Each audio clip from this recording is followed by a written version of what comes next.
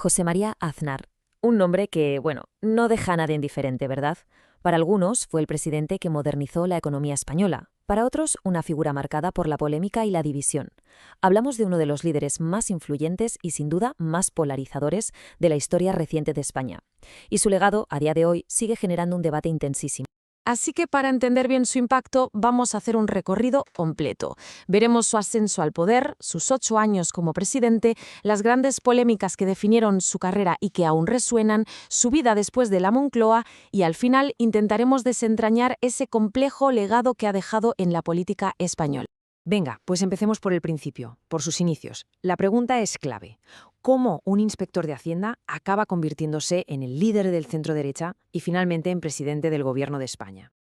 A ver, es que esta línea de tiempo es alucinante si uno se fija en la velocidad.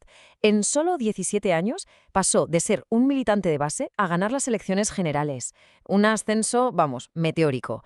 Primero consolidó su poder en el ámbito regional y luego dio el salto nacional, refundando el partido para unir todo el voto del centro-derecha y convertirlo, la verdad, en una auténtica máquina de ganar elecciones.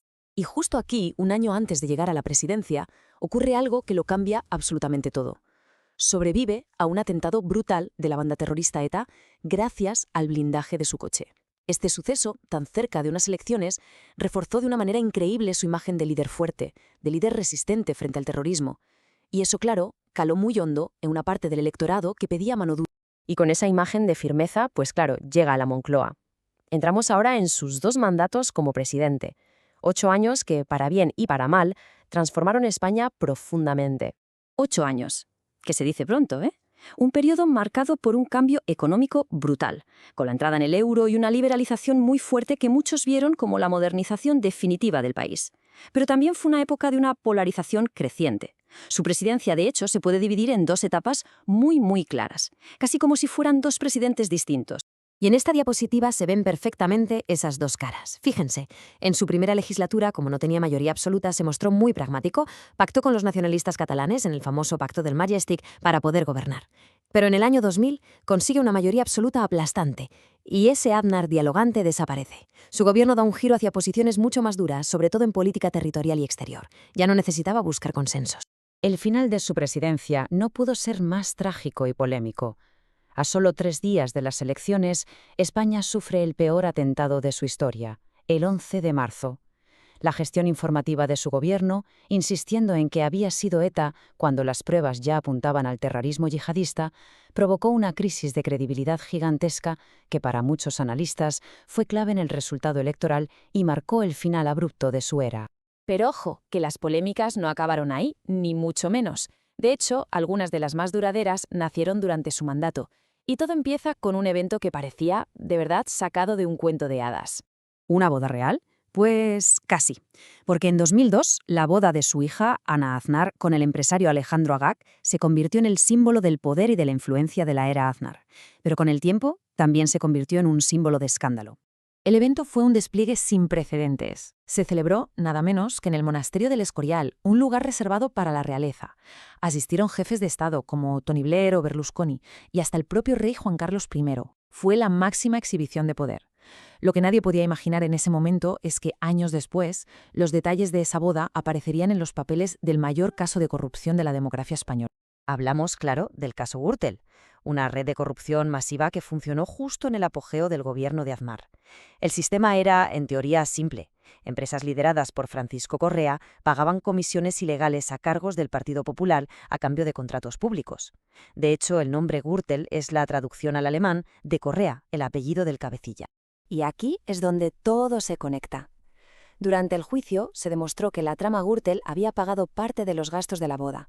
Esto, lógicamente, levantó enormes sospechas sobre si esos regalos eran en realidad una forma de comprar influencia al más alto nivel del poder. Es que la magnitud de este escándalo es difícil de exagerar. Miren estas cifras. La trama Gürtel se ha saldado con más de 90 personas condenadas y las penas suman más de 750 años de cárcel. Fue un auténtico terremoto que sacudió los cimientos del sistema político. Y las consecuencias llegaron muy, muy lejos. La sentencia de 2018 que condenó al propio Partido Popular como beneficiario de la trama fue la causa directa de la moción de censura que derribó al gobierno de Mariano Rajoy, el sucesor que el mismo Aznar había elegido. Las semillas sembradas en su época dieron sus frutos más amargos muchos años después. Y mientras todo esto salía a la luz, ¿qué fue de Aznar después de dejar la presidencia? Lejos de retirarse, ha mantenido una vida pública muy activa y, sobre todo, muy, muy lucrativa. Esta tabla es el ejemplo perfecto de lo que se conoce como puertas giratorias, ¿no? Ese paso de altos cargos políticos al sector privado. Además de su pensión vitalicia como expresidente, Aznar fichó por consejos de administración de multinacionales como News Corp, la de Rupert Murdoch, y fue asesor de Endesa, con sueldos millonarios. Unas transiciones que, claro, siempre generan debate sobre el uso de contactos e información privilegiada. Pero su influencia no es solo económica, ¿qué va?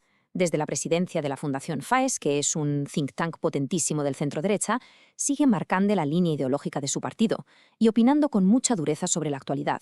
A menudo funciona como una especie de conciencia crítica de sus sucesores. Y para que se entienda bien su posición actual, esta cita de uno de sus discursos en FAES lo resume todo. Se presenta como un crítico feroz de la clase política y del rumbo que ha tomado España, defendiendo su propia gestión y actuando como un referente moral para la derecha. Y con todo esto sobre la mesa, llega el momento de dar un paso atrás y analizar la herencia que deja. Una herencia que es compleja, llena de luces y sobre todo de profundas sombras. Es que su legado está inevitablemente ligado a grandes controversias que todavía hoy dividen a la sociedad española. La decisión de apoyar la guerra de Irak en contra de la opinión de la mayoría de la gente, la gestión de la comunicación tras los atentados del 11M, su giro ideológico tras la mayoría absoluta y, por supuesto, la sombra permanente de la corrupción del caso Gürtel que nació durante su mandato. Y para entender bien su figura, no se puede separar lo político de lo personal. Su matrimonio de más de 40 años con Ana Botella, que también tuvo una carrera política muy destacada y polémica hasta llegar a ser la primera alcaldesa de Madrid, conformó una de las parejas más poderosas e influyentes de la política española reciente. Y así llegamos a la pregunta final. ¿Quién fue realmente José María Aznar? ¿Un reformista que modernizó España o un reaccionario que la dividió? ¿Un estadista o un polemista? Pues quizá la respuesta es que fue todo eso a la vez, y es precisamente por eso, por esa dualidad, por lo que su figura sigue siendo tan relevante y tan controvertida a día de hoy.